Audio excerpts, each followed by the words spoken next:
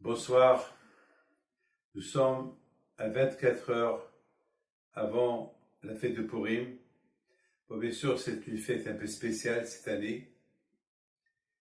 Le Covid oblige de prendre des précautions. Et ce qu'il y a à savoir, c'est que maintenant, ça fait un an. Ça fait un an que le monde entier il commence maintenant cette deuxième année d'une guerre contre ce Covid-là. Et on n'a pas encore vu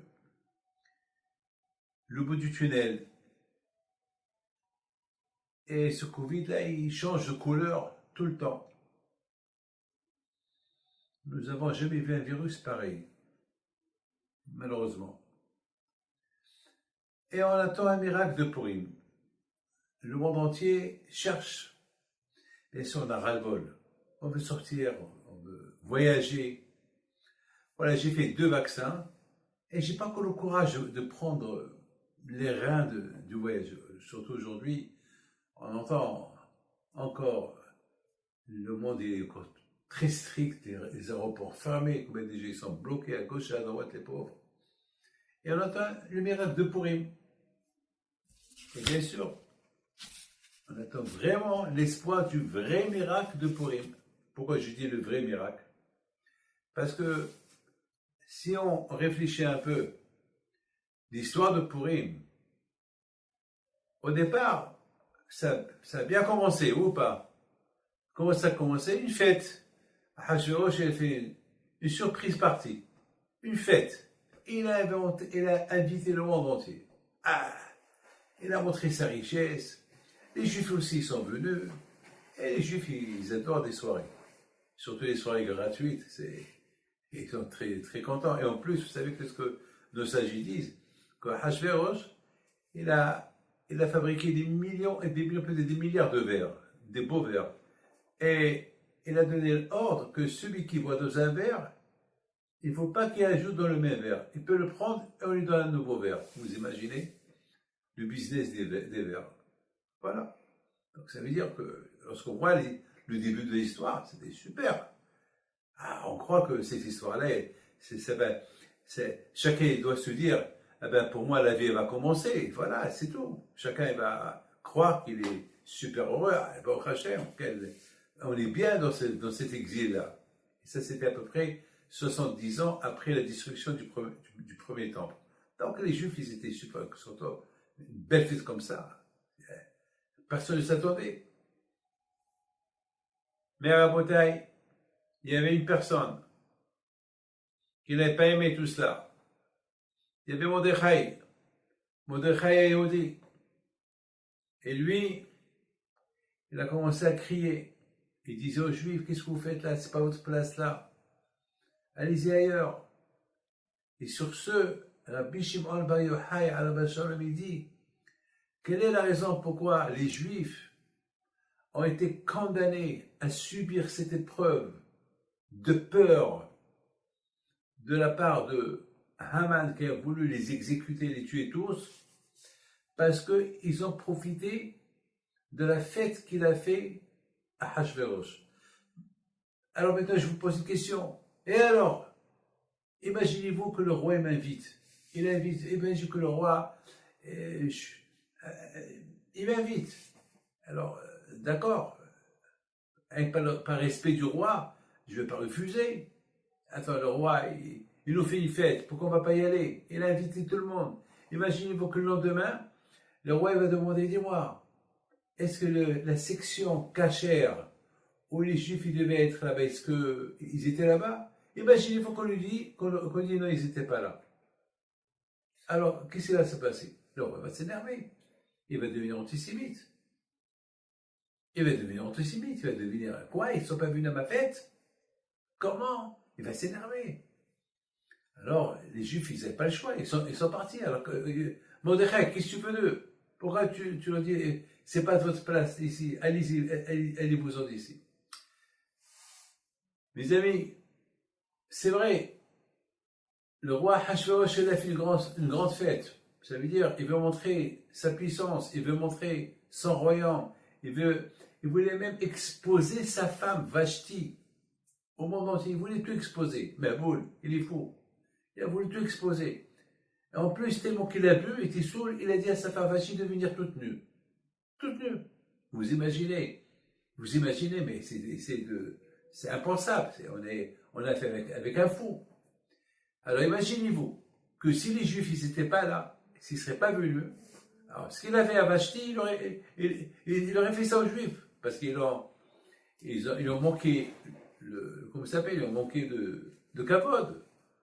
Les invités ne sont pas venus. Alors pourquoi Mordechai s'énerve sur eux? Alors Mordechai, dans cette histoire de la Megillah, on mentionne chaque fois au Mordechai Yehudi, Mordechai le juif. La Torah, il dit Mordechai le juif. Ça veut dire que Mordechai était heureux, était content. Il n'avait pas honte de son identité. Très bien, quand par exemple, moi j'ai une barbe, j'ai un chapeau, j'ai une kippa.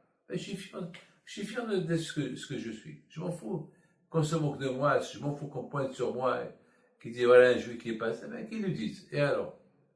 Et qu'est-ce que je vais faire? C'est pas pour eux je vais raser ma barbe. Non, j'ai ce qu'on appelle des convictions, que j'assume mes convictions. J'assume mes convictions. Mordechai, bien sûr qu'il savait que les Juifs, c'était pas leur place là-bas. Vous imaginez, qu'est-ce qui s'est passé? Si le roi Hachvérosh, il a invité sa propre femme, la reine, de venir danser toute nue devant tout le monde, alors ça veut dire que là-bas, c'était un endroit qui n'était pas pur, qui n'était pas pudique. Dans un endroit pareil, on n'a pas le droit d'être. Et c'est la raison pourquoi Mordechai Tzaddik, il leur a dit, qu'est-ce que vous faites là? Ici, ça commence. Parce qu'une fête qui se fait sans raison, elle se termine mal. À tel point que Hachamim disent que dans ce monde-là, on peut s'éclater, on peut faire ce qu'on veut, mais il faut qu'il y ait une raison. Tu fais une fête, au moins qu'il y ait une raison, pas une fête sans raison. Il faut, même si tu dépenses ton argent, dépenser avec une raison, pas sans raison, pas les brûler. Pourquoi les brûler? Haram, c'est péché de les brûler. Vous savez, je vous donne parole d'honneur. Il y a quelqu'un qui m'a dit cette semaine, il m'a dit, Rabbi David, lui il s'en veut parce que il a investi d'argent dans une affaire, dans une bourse. Il savait qu'il perdait. Il perdait. C'est des millions. Il perdait. Il continue. Une fois qu'il a tout perdu, et c'est là qu'il s'est réveillé. Dommage, pourquoi je ne les ai pas gardés pour mes enfants? Dommage, il a commencé à regretter. Pourquoi je ne les ai pas gardés pour eux? Pourquoi je les ai brûlés? Pourquoi je n'ai pas fini? Pourquoi je n'ai pas construit trois écoles? Pourquoi je n'ai pas fait? J'aurais pu lui donner de tzedaka. Pourquoi? C'est-à-dire, dans cette vie-là, il faut une raison. Il faut une raison. Pour dépenser l'argent, il faut une raison, bien sûr. On peut prendre des vacances, on peut prévoir des choses, mais pas brûler, pas jeter. Pas les brûler, pas les jeter. Alors, lorsqu'on voit un roi Hachvérosh qui fait des fêtes sans raison, il a fait des fêtes à 127 peuples. C'est-à-dire, lui, il régnait sur 127 pays. Et il a fait des fêtes pour les 127 pays. Mais tu te rends compte? Mais pourquoi? Pourquoi tu fais ça? À tel point que Hachamim disent, Vaïli. Lorsque on voit une histoire dans la Torah qui commence avec le mot Vaïli, et ce feu, ça veut dire que l'histoire commence mal. Alors que nous, on voit l'histoire qui commence bien. Vous savez, la vision de l'être humain, il y a deux façons à voir la chose. Il y a, lorsqu'on voit une fête, notre vision, c'est super, on est invité, c'est bien, pourquoi pas? C'est un roi qui est riche, c'est un roi qui veut nous faire kiffer la vie, c'est bien. Mais lorsqu'on approfondit la chose, mais pourquoi? Quelle est la raison? C'est quoi le but? Alors d'un côté, il nous fait une fête, après il nous taxe des taxes. Allez, après, il nous fait payer tous les verres et tout le vin qu'il nous a fait boire. Alors pourquoi? C'est de la folie tout ça. C'est de la folie tout ça. Donc justement, une chose qui est gratuite, elle se termine mal à la fin. Je vous donne une preuve. Vous savez que Hachem, il a tout fait, mais vous allez m'écouter, hein. Hachem, il a fait une chose extraordinaire. Lorsque les Juifs ils ont reçu la Torah, après qu'ils sont sortis de l'Égypte, Hachem s'est dévoilé à eux, il leur a donné 10 commandements. Ils ont vu des choses inimaginables. Ils ont vu des miracles. Ils ont entendu un chauffard. Moshe Rabbeinu, il parlait devant 3 millions de Juifs. Et vous savez, c'était là où il campait, c'était presque 20 km carrés. Comment Moshe Rabbeinu peut parler à 20? Comment savoir alors que lui, il était sur la montagne, 3000 mètres d'altitude, les Juifs, ils étaient en bas, et Moshe parle, tout le monde l'écoute. Mais comment? Mais comment? Il n'y a pas de micro, rien du tout. Il n'y a pas de sonneuse et ouais, rien du tout. Lui, il parle. Comment? Donc, il y avait des miracles. La montagne, il y avait du feu, il y avait des colottes au braquet, il a voulu, il a fait impressionner le monde. Et le monde était impressionné sur Matatorex. En plus, écoutez bien, à cette époque-là, les Juifs, ils ont reçu, on les appelle Dordéa, la génération de la sagesse. Quand il leur a ouvert le cerveau, ils ont compris ce que personne ne peut comprendre. Nous, même si on vit 1000 ans, on ne peut pas comprendre ce qu'eux, ils ont compris sur Dieu. Parce que le bon Dieu, à part tout ce qu'ils ont vu en Égypte, les miracles que Hachem il leur a montré en Égypte, on ne peut pas imaginer ce que les Bénis Israël ont vu. On ne peut pas imaginer.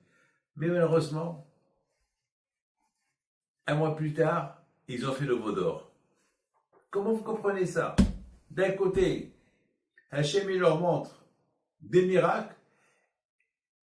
il leur prouve qu'il existe, et à la fin, ils font le veau d'or. La réponse, elle est simple. Quelque chose qu'on reçoit gratuit, on la perd à la fin. Quelqu'un qui gagne au loto, je ne sais pas si ce soir ou demain soir, aujourd'hui, je ne sais pas. En France, il y a le loto de 200 millions d'euros. Il y a quelqu'un qui m'a appelé de thérapie, David, une bracha pour que je gagne. Je partage. Vous savez, j'ai reçu au moins 10, 15 coups de téléphone des gens que ils sont déjà bien aisés et ils veulent gagner ce loto-là. Alors, il y a un j'ai dit, mais tu n'as pas besoin d'argent. Et si tu gagnes 200 millions d'euros, tu veux faire quoi avec? Je vais faire beaucoup. Je les partage avec toi. Je dis, toi, tu vas partager avec moi, je te connais. Les gens, ils disent, je partage, mais une fois qu'ils gagnent, ni vu ni connu. Quelque chose qu'on gagne gratuit, elle n'a pas de bracha. Donc voilà la bataille. Là aussi, maintenant je comprends très bien, là aussi, cette histoire de Purim, elle commence tellement bien. Mais c'est du gratis, c'est du gratuit, il n'y a rien de bon. Une invitation, des danses, c'est pour ça que Mordechai, il a soupçonné quelque chose. Cette affaire, elle ne me plaît pas. Ce roi, il est fou. Il fait une fête sans raison, une fête pour montrer à tout le monde qu'il est riche. Et alors, tu es riche. Et alors?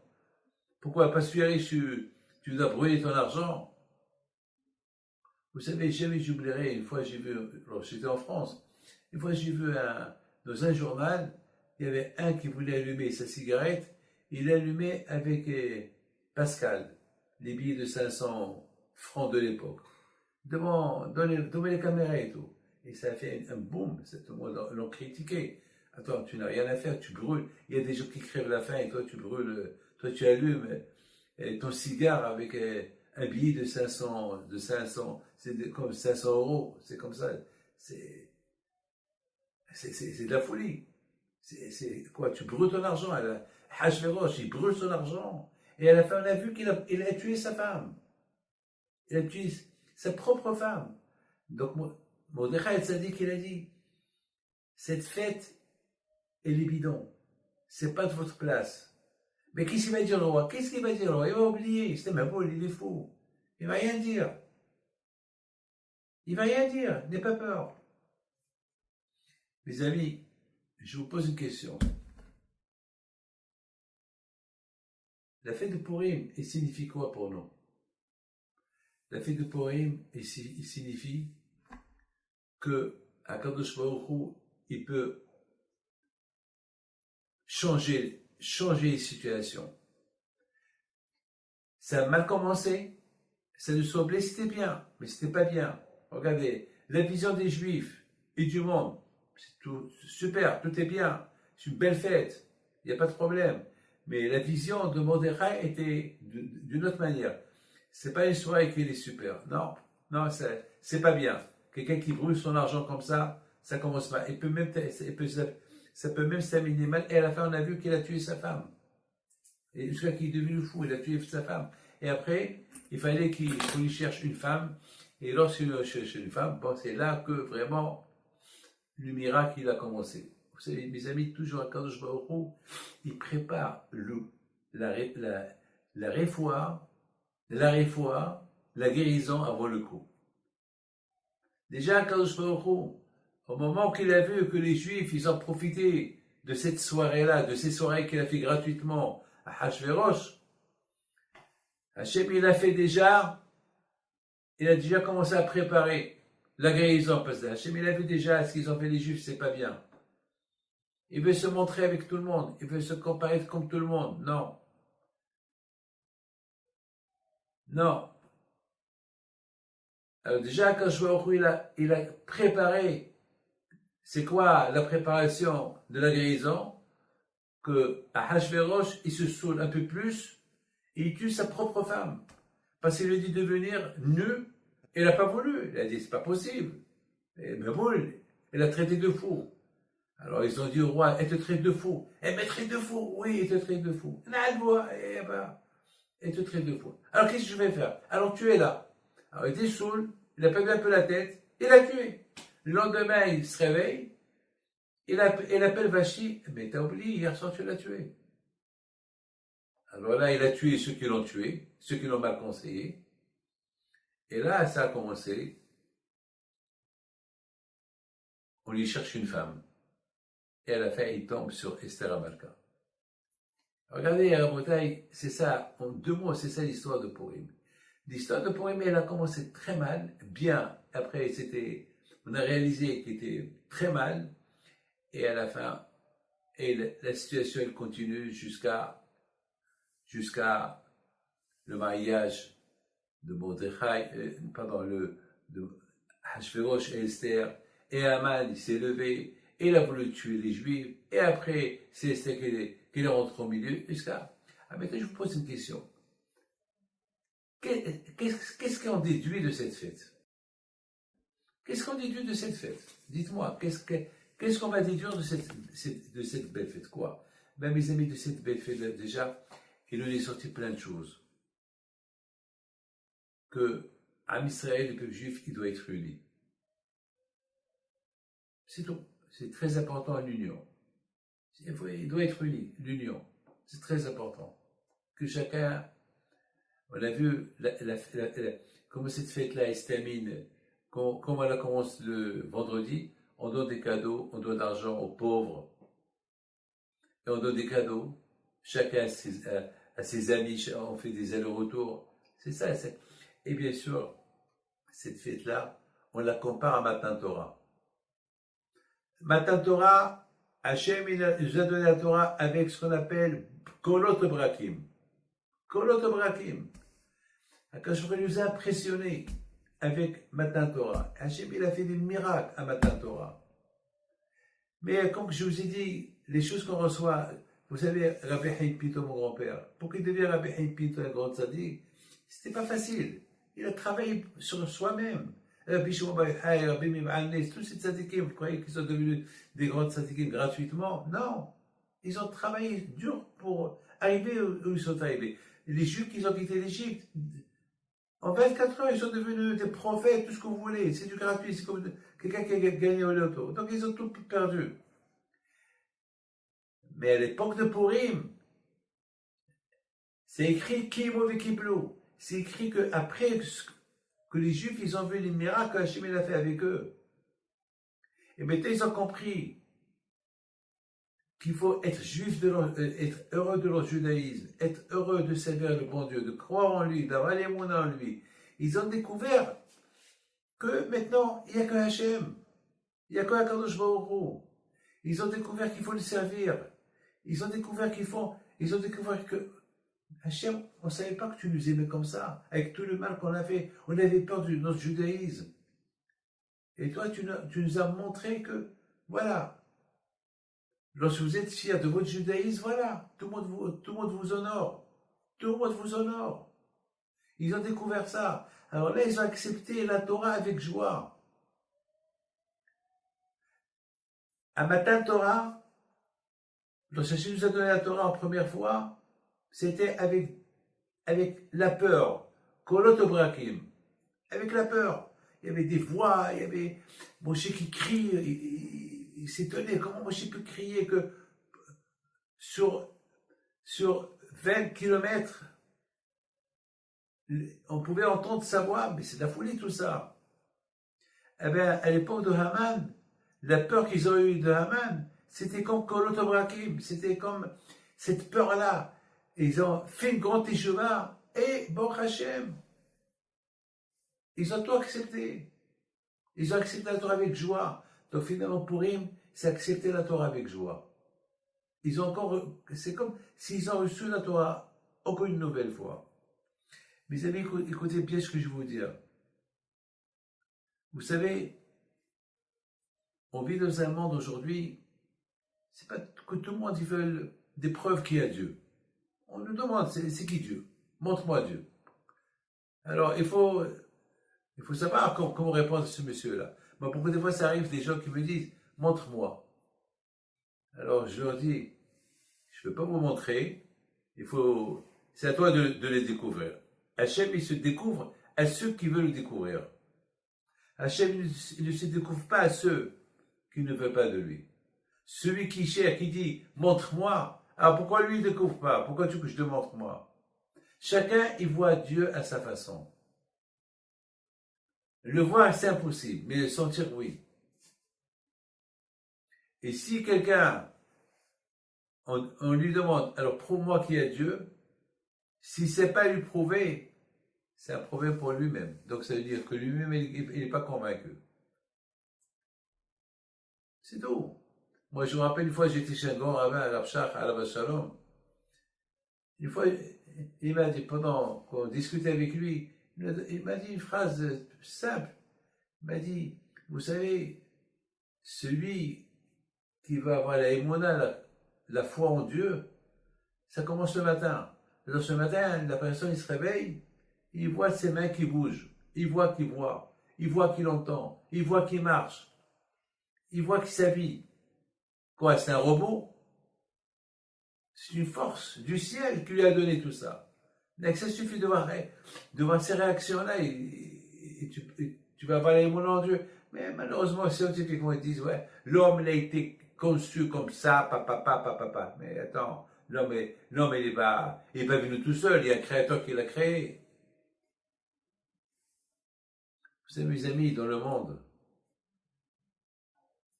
chacun, il a sa émona, chacun, il a en quoi il croit. Chacun. Mais il faut la conviction. Une conviction. L'histoire juive, elle est très ancienne. Elle est très ancienne. Et jusqu'à maintenant, on vit cette vie de nos parents, de nos ancêtres. Malheureusement, on a un petit Amalek, comme qui dit le Rabbi de Lubavitch, il dit, comment on peut effacer le Amalek, celui qui nous fait douter du bon Dieu? Comment on peut l'effacer? Et il dit, le Rabbi de Lubavitch, chacun de nous, il a un petit Amalek. Un tout petit Amalek, il est en lui. Amalek, c'est le doute. Un petit Sahara qui est caché quelque part dans le corps de la personne. Et c'est lui qui le pousse à faire à vivre sa vie. Une vie qui est bidon. Mes amis, malheureusement, bon, bien sûr, mes amis, il faut savoir que chacun de nous doit savoir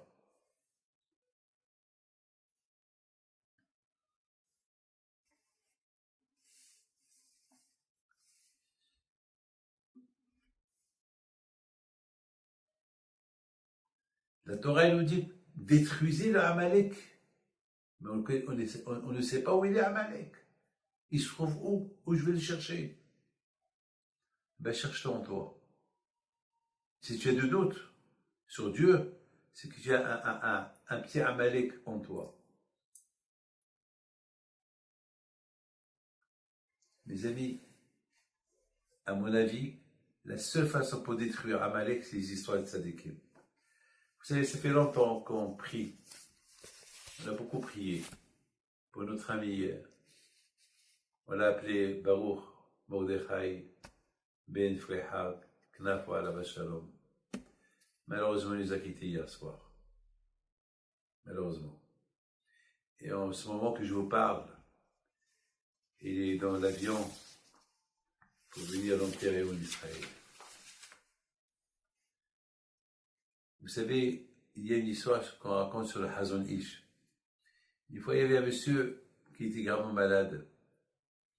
Et ils sont venus chez le Hazon Ish. Il a dit, le médecin lui a donné 4 jours à vivre. Il lui a dit 4 jours à vivre? Mais est-ce qu'il y a quelqu'un qui peut... Il faut prier. Mais Rabbi, comment je vais prier? On m'a donné 4 jours. Il dit, viens, assieds-toi. Et on va lire le livre de la création du monde. Comment le bon Dieu a créé le monde. Et le bon Dieu l'a créé le premier jour, la lumière. Et le deuxième jour, il a créé ceci. Le troisième jour, il a créé ceci. Et le quatrième jour, il a créé ceci. Le bon Dieu, en 4 jours, il a créé tout ça. Les médecins t'ont dit que tu vas mourir dans 4 jours. Si Hachem, il a créé tout ce monde-là en 4 jours, quoi, toi, il ne va pas te jeter quelques années de ta vie? Il a guéri. La Emouna. Alors, mais je me suis posé une question. Alors, ce monsieur Knafo, Alav Shalom, je me rappelle hier soir, sa fille, elle criait, Rabbi David, il lui reste quelques secondes à vivre. Je suis prêt à lui donner ma vie. Et tout le monde qui criait, tout le monde qui pleurait. Pendant 3 semaines, on a renversé le monde des ciels. Alors, où ils sont partis tous ces prières? Ils sont partis où? Tout ça. Mais vous savez, ce qu'on a souffert pendant ces 3 semaines, vous n'avez aucune imagination. J'ai jamais vu une femme qui sait prier comme sa femme, Madame Knafo. La façon qu'elle prie au bon Dieu, c'est inimaginable. Je donne parole d'honneur. J'ai jamais vu une femme qui sait prier. Elle sait prier mieux que moi. Comment elle priait et comment elle priait d'un côté et de l'autre côté. Elle dit, j'accepte ce que Hachem veut. Et moi, j'avais peur. Qu'est-ce qu'elle va devenir cette femme si jamais son mari il lui arrive quelque chose? Qu'est-ce qu'elle va devenir? Et ses enfants, avec tous ces prières, qu'est-ce qui va se passer? Au ce moment que je vous parle, ils sont tous dans l'avion pour venir en Israël, pour l'enterrer. C'était mon meilleur ami de 50 ans. Il faisait partie de moi. Chaque seconde, depuis hier soir, il est dans ma tête. Ça m'a rappelé mon père, ma mère. Comment voulez-vous que je vous dise? Alors, où sont toutes les prières? Mes amis, c'est pas Haj Shalom que les prières, ils sont partis en vain. Non. Ces prières-là, Hachem, il nous les garde. Chacun qui l'a prié pour lui, Hachem va lui rendre la monnaie. Cette prière-là, toi tu pries pour lui. Un jour, tu auras besoin de cette prière, je te la donne. Et tu vas bénéficier de la prière que toi, tu as priée pour M. Knafo, et va venir chez toi. Mais pourquoi ces prières n'ont pas été pour lui? Ça, c'est les calculs de Hachem. Vous savez, mes amis, hier, il est décédé, hier soir, c'est aujourd'hui. Aujourd'hui, comme aujourd'hui, elle est décédée, la femme de Rabbi Haim Pinto. Et ce monsieur Knafo, il était très attaché à Rabbi Haim Pinto. Aujourd'hui, la Eloula de sa femme. Et lui, il est mort aujourd'hui. Comment vous comprenez ça? Bien sûr qu'il y a un lien. Un lien. Mais, mes amis, on a vécu l'espoir du vrai miracle de Purim. On demandait à Hachem. On veut voir il y a eu on veut le voir, et on ne l'a pas vu. Quoi, vous allez dire quoi? C'est fini le miracle? Non. Le miracle de Purim, il continue toujours. Jamais il ne s'arrêtera. Il ne s'arrêtera jamais. Et il continue toujours ce miracle. Il va continuer. Jamais, toujours, il va continuer. C'est ça notre émouna, c'est ça notre foi. En ce moment que je vous parle, j'imagine,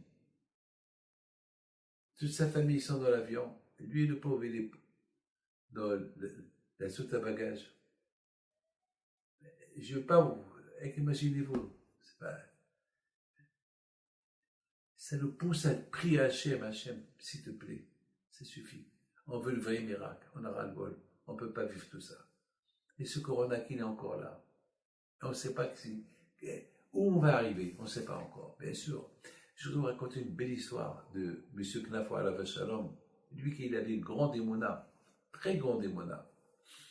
Un jour, et de là on va aller à Arizal, pour vous dire que celui qui a l'émouna en Kajouroku, les portes, ils sont ouvertes pour lui.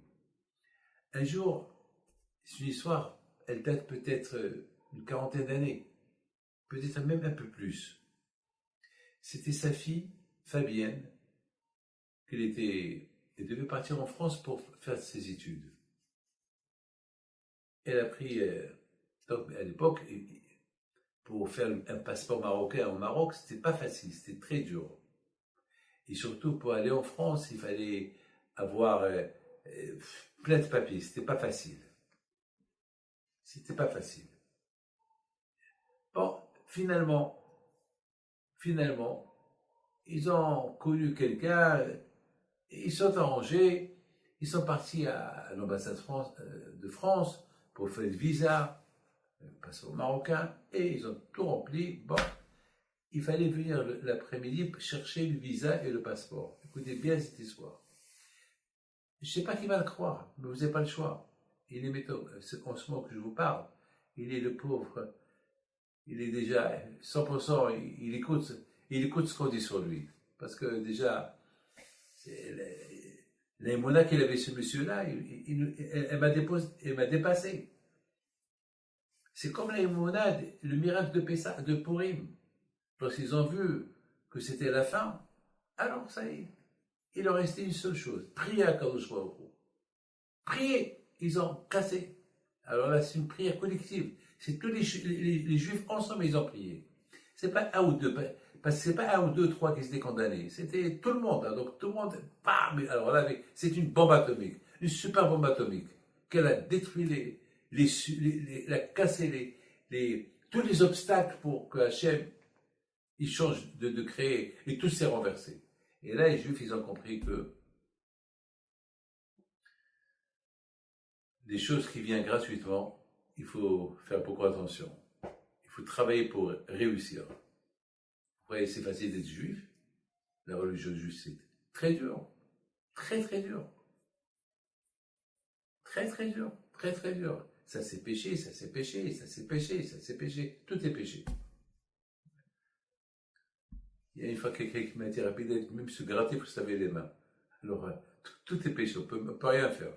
Lui, ben, c'est le prix à payer. Alors, mes amis, il envoie un monsieur qui travaille chez lui pour aller à l'ambassade française pour chercher le passeport de Fabien et sa fille. Il va avec l'étiquette et tout, et récupère le passeport, il prend sa moto, et il a pris le petit plastique où il y avait là-bas la pochette où il y avait le passeport et le papier et tout. Et lorsqu'il arrive à la maison de M. Knafo, il trouve la pochette vide. Tout est tombé. Tout est tombé. Alors il était comme un fou. Il avait peur de rentrer chez M. Knafo. Il savait que M. Knafo, il va le tuer. Ah, il va tomber sur lui. Il s'est sauvé. Il s'est sauvé. M. Knafo, il était comme un fou. Il est où l'ouvrier? Il n'est pas là. 5 heures, 6 heures, 7 heures, 8 heures, 9 heures, ça y est. Et demain, sa fille devait voyager. Demain, sa fille devait voyager. Et maintenant, pour refaire le passeport, oh là là, à cette époque, moi, 2 ans, 3 ans, pour refaire le passeport. Et c'est impossible. Et lui, là, il est parti, il a allumé la veilleuse de Brahim Pinto, la veilleuse de Bémouche, de mon père. Il criait, que votre mérite, il soit avec moi, voilà. Après, il a dit, si je ne trouve pas le passeport ce soir, cette année, je ne laisse pas Bédavi, ton petit-fils, faire la Lula à Isaouira. Et la grande salle que j'ai construite, je la détruis. Mais regarde comment il parle avec Abraham Pinto.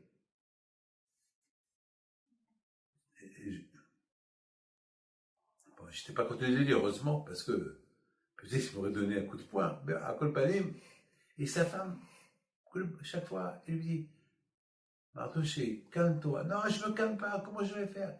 Et la fille, elle pleure, tout le monde qui pleure. Minuit, 1 heure du matin.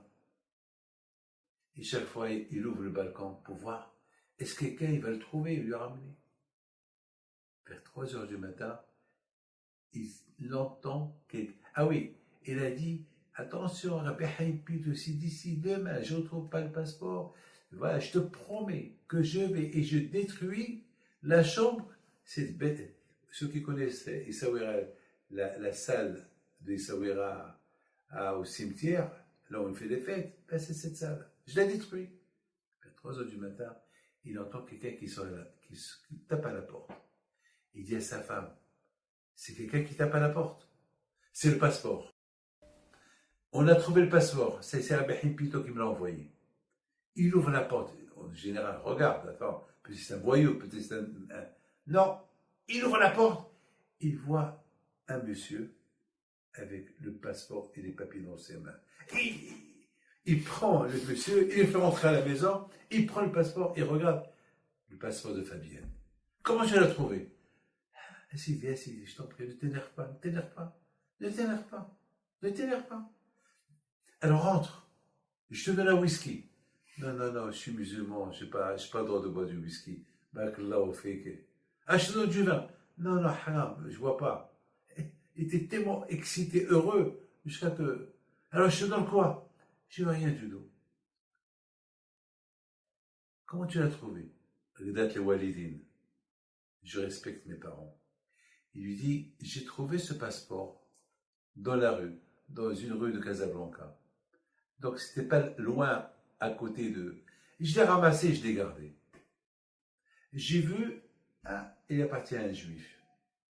Est-ce que je lui donne, je lui donne pas? Et je lui donne pas.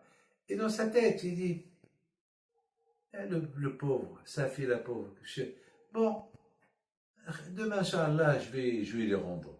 Demain, je lui rends. Bon, il est parti au lit. Et ce mois-là, il avait perdu son père. Il rêve son père dans le rêve. Il lui dit, Ahmed, Togot, lève-toi.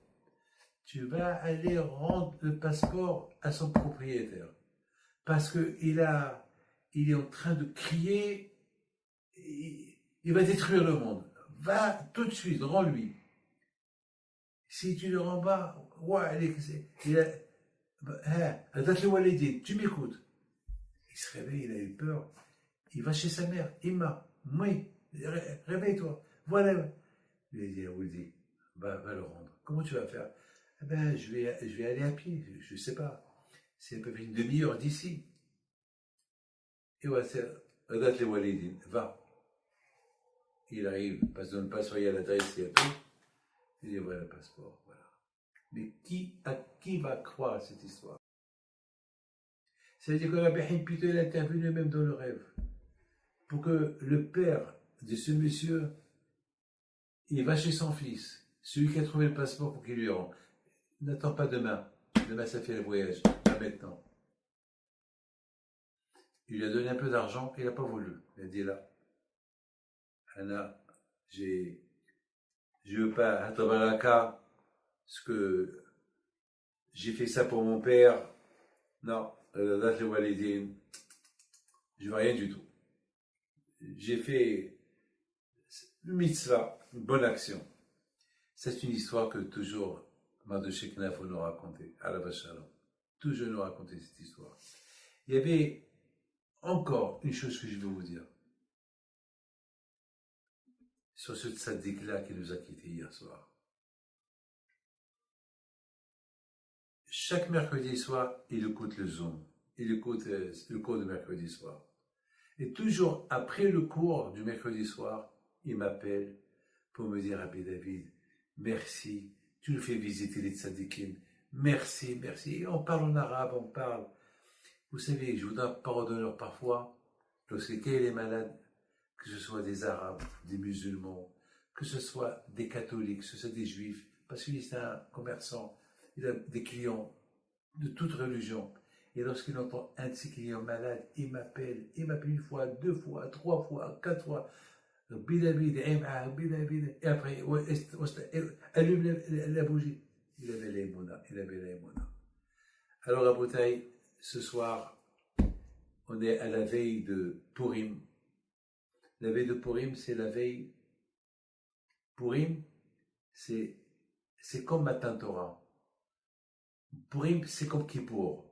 À Kippour, on fait Teshuvah, et à Purim, on est heureux, on est content, on reçoit la Torah. Et puisqu'on peut faire des fautes, alors il y a Kippour, pour que le bon Dieu nous pardonne. Alors ça veut dire Purim, Kippourim, Purim. On les compare les deux. Et toujours ne pas oublier, ne pas gâcher la vie, ne pas perdre le temps. Comme à Hachvérosh. Perdre de l'argent, perdre de temps, stam, défaite pour rien. Purim, il nous rappelle, le bon Dieu t'a donné une vie, il t'a donné de l'argent, il t'a donné ce qu'il t'a donné.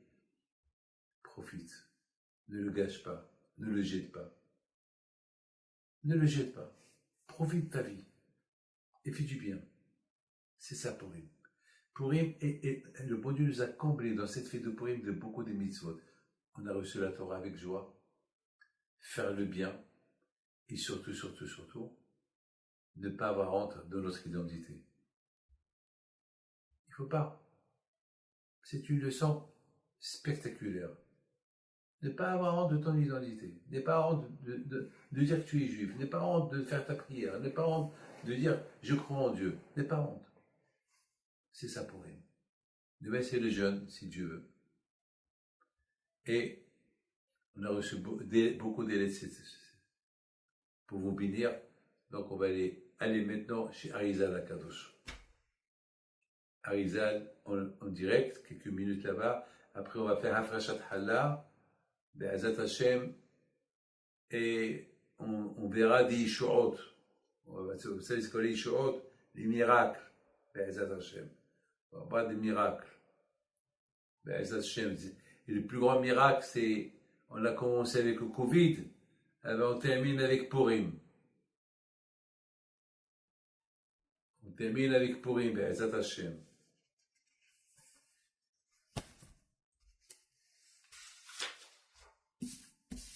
Ce soir, c'est l'anniversaire de mon beau-frère, Alav Shalom, Jackie Arfi. C'est ce soir, Yaakov Ben. Alav Shalom, oh là là, c'est là où on va chez Arizal.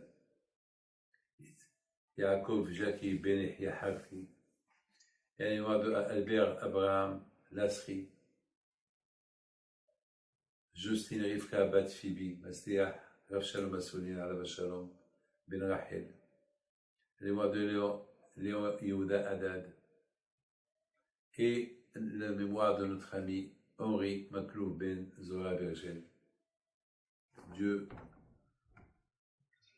repose d'Oram en paix. Et bien sûr, maintenant on ajoute celui dont on a prié tout le temps. On ne peut pas lui laisser Baruch, parce que malheureusement, il nous a quittés. Donc, il reprend son nom normal, Mordechai Ben Zohara. C'est dur de dire à la mémoire, c'est dur, mais Mordechai Ben Zohara, Knafo Alav Shalom, qui était le paquet de Rabbi Hippi, le paquet pendant 40 ans, 45 ans même, le paquet du tzaddik Rabbi Hippi. Donc, de loin, les tzaddikim, on approche vers Arizal. Il y a là-bas tous les géants, les géants de la Kabbale, ils sont là. Les géants de la Kabbalah, ils sont là. Rabbi, Oui. j'ai oublié de vous donner aussi le nom de, c'est de la Ascara du papa de Monsieur Tamsot, Nissim Ben Miriam. Et il a une shmat, Nissim Ben Miriam Tamsot, je dis Nishmato Began Eden.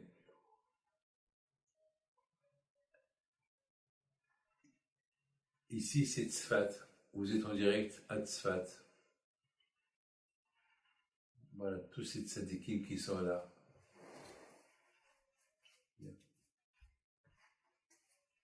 C'est beau. La émouna que nous avons. Les calculs de Hachem, on ne les comprend pas. Bien sûr, on prie pour la réfoua shelema de Alexandra Esther Batluna, la réfoua shelema de Martine Sarah Batlidia, la réfoua shelema de Gabriel Ben Kota, la réfoua shelema de Nathan Moshe Hay Ben Miriam, la réfoua shelema de Lior Israël Ben Hanna, la réfoua shelema de Sultana Hilary Bat Tzipora, la réfoua shelema de Yosef Ben Moshe, Allez. Yosef Ben Moshe Moat. יש לך פנס כאן אולי דקה? פנס כאן שנייה.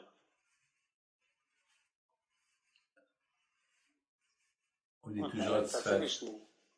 בנחמן, יש לכם פנס? כן, אני עכשיו מביא, מישהו עכשיו מביא פה פנס, זה פשוט שיעור פה להרבה אנשים, זה לא מצליחים פה, העופש שלנו.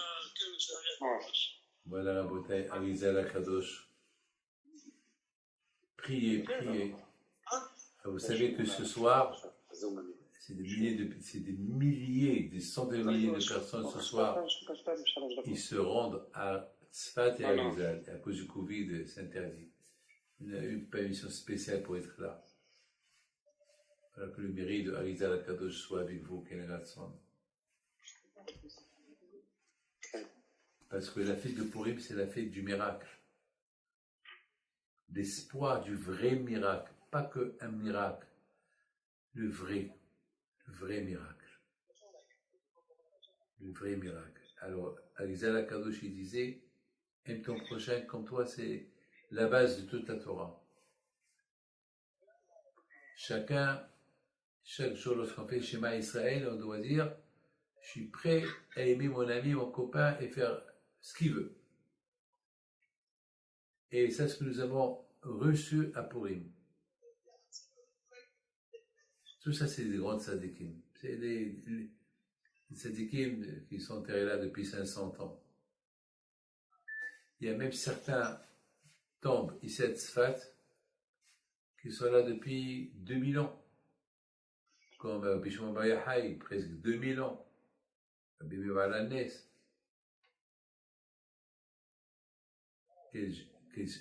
Quelle chance vous avez d'être là. Be'ezat Hashem,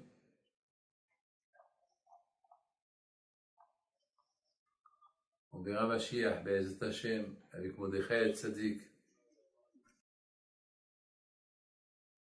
avec Esther Amalka, tous les tzadikim, j'appelle la mère.